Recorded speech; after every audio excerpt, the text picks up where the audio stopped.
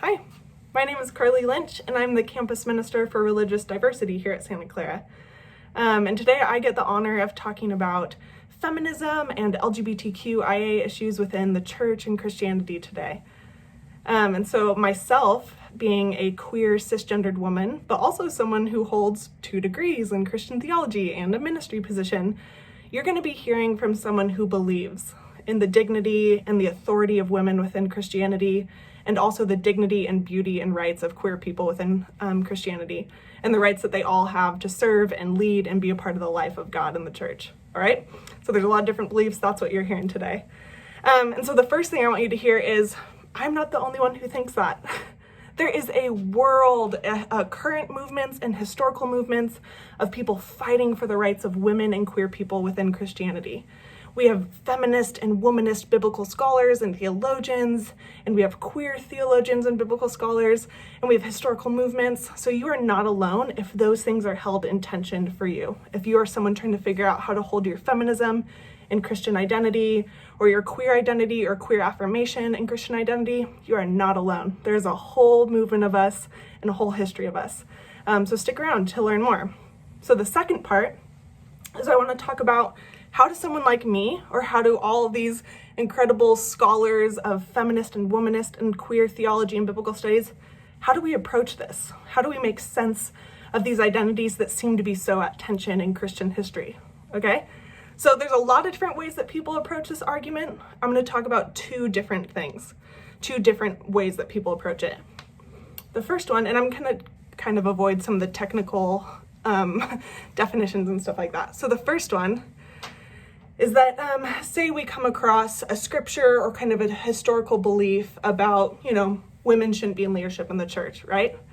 So the first approach is that you can kind of take that belief, take that scripture, you do the study, you do the research, and you actually find out, oh my goodness, inherent within our Christian tradition is actually a beautiful, affirming view of women, especially women in leadership.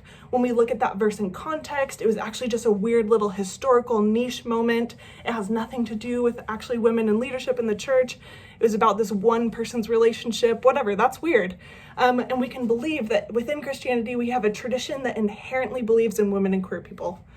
Incredible, that's amazing.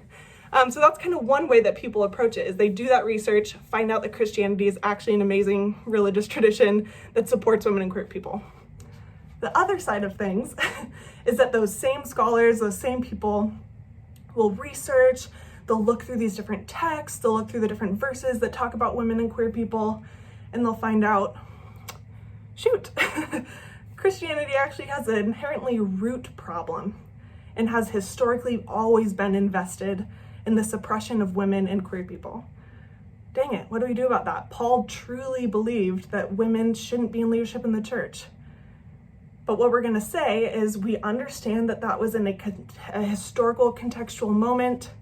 We understand that the culture did not know how to deal with women and queer people at that time. Our present culture doesn't always know how to do it. And we are going to use a tradition that has always been about redemption and love and justice and caring for the people who are excluded. And we today in the 21st century are going to do it different. We understand that our beautiful, beautiful Christian tradition has some inherent issues, and we're not even mentioning like racism or things like that in this conversation. We recognize it has some major core issues.